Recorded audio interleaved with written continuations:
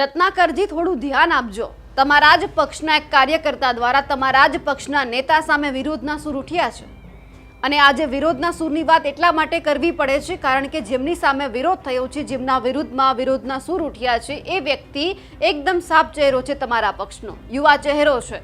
આજ દિન સુધી ક્યારેય પણ તે ચર્ચામાં નથી આવ્યો। જ્યારે આ વખતે ચર્ચામાં આવ્યો છે તો તમને પણ કહેવાનું છે ને લોકોને પણ કહેવાનું છે કારણ કે એમના કારનામા હવે લોકો સુધી પહોંચાડવા જરૂરી છે।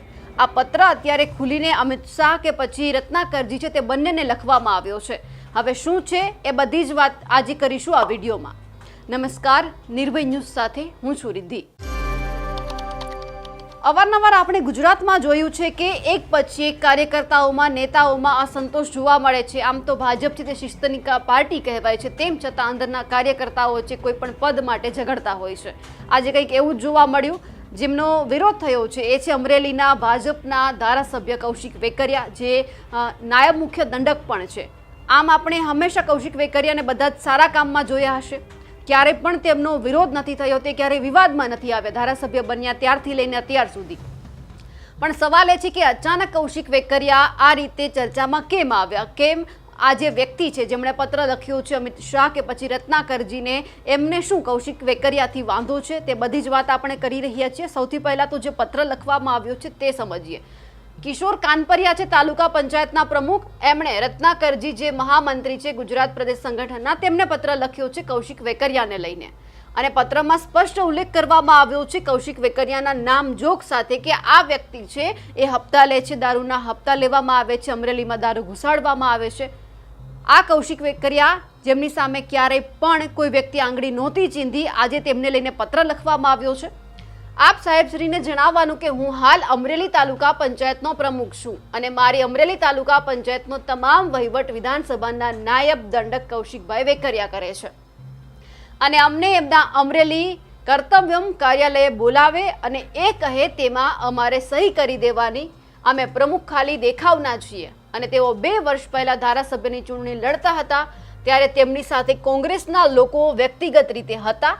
તેમને હાલ વધારે પ્રોત્સાહન આપવામાં આવે છે, ભાજપના કાર્યકરોને નારાજ કરે છે અને તેઓ આગળ કોંગ્રેસવાળા છે તેમને કરે છે।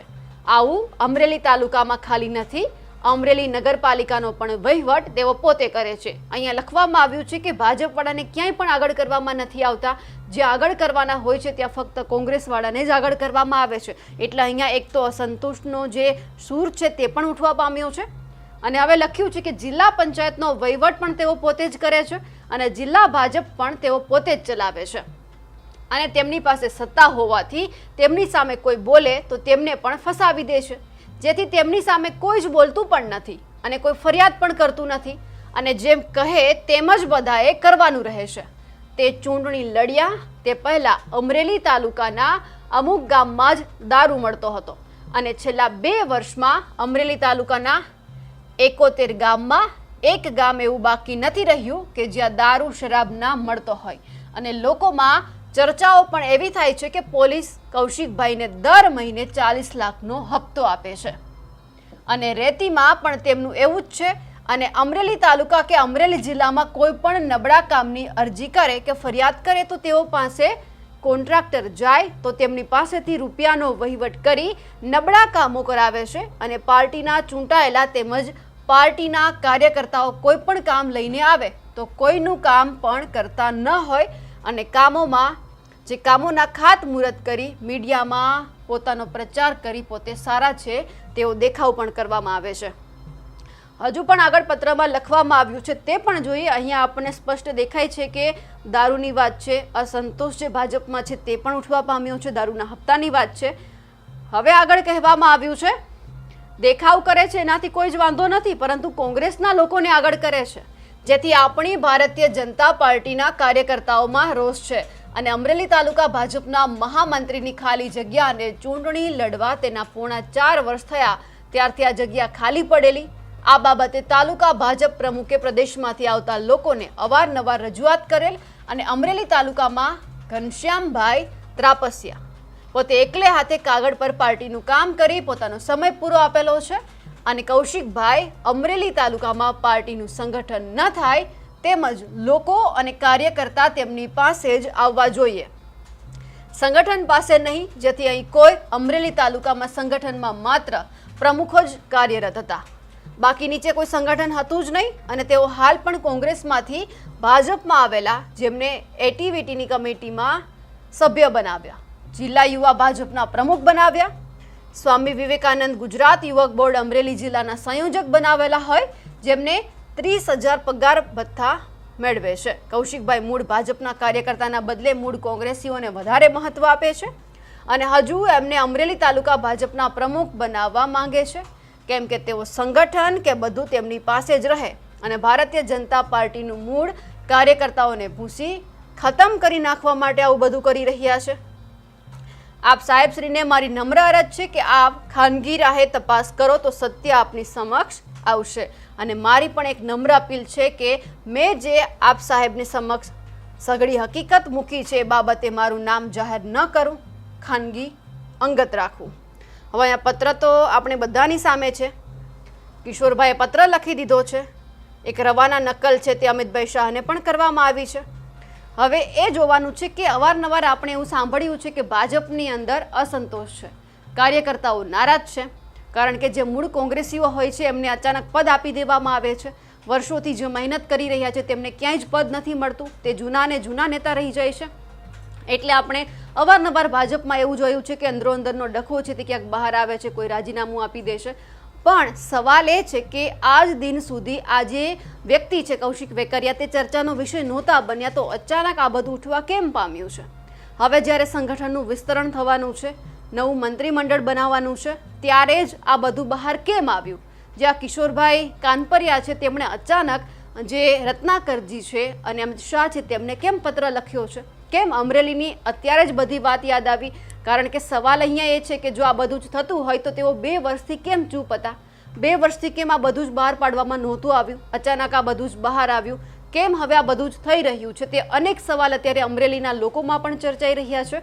કારણ કે અમરેલીના લોકો છે, એમની સાથે ગુજરાતભરના લોકોએ ક્યારેય પણ આ વ્યક્તિ વિશે કંઈ જ ખરાબ નથી સાંભળ્યું, કોઈ વિવાદમાં સંપડાયા હોય તેવું પણ નથી જોયું. એટલે સવાલ તો બધાના મોઢે એક જ છે કે આ વ્યક્તિ સામે અત્યારે આવું કેમ થઈ રહ્યું છે.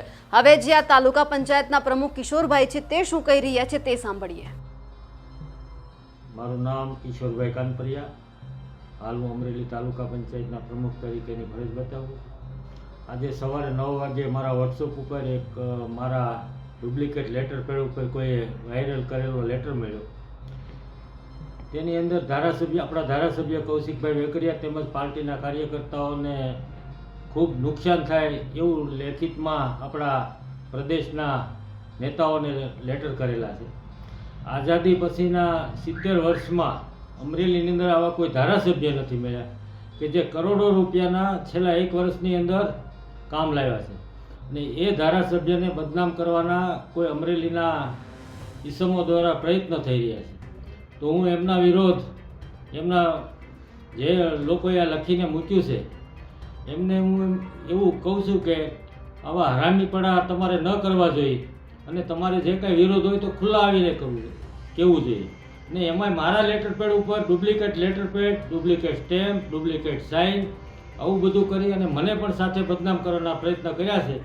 તો આવા ઈસમોને હું ચેતવણી આપું છું કે હવે પછી આવું ક્યારેય ન કરતા, અને જો આ જાહેર થાય તો તમારી સઠ્ઠીનું દૂધ પણ હું કાઢી નાખી પાડું, એટલું યાદ રાખજો. હવે રત્નાકરજીને પણ એટલું જ કહેવાનું છે કે જો આ બધું સાચું હોય તો એક વખત આમાં જરૂરથી ધ્યાન આપજો, કારણ કે પહેલી વખત આવી કોઈ ઘટના બની છે, આવા કોઈ નેતા વિશે આવું બહાર આવ્યું છે. જો સાચું હોય તો આ વ્યક્તિ એવું પણ કહ્યું છે કે મારું નામ ક્યાંય ન લેવામાં આવે અને બધું જ તમે તમારી રીતે શોધખોળ કરો, સાચું શું છે, સાચું અને ખોટું શું છે.